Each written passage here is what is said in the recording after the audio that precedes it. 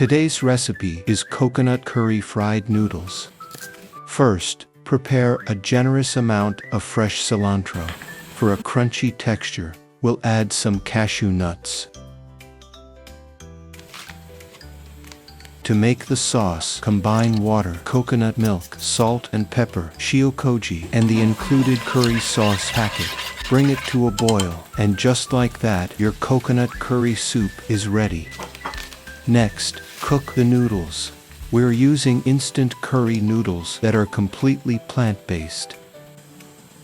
To add extra texture, we're pan-frying the boiled noodles in olive oil until crispy.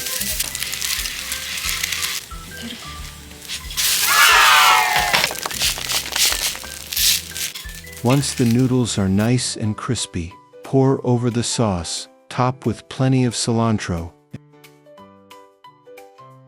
and finish with a sprinkle of cashew nuts.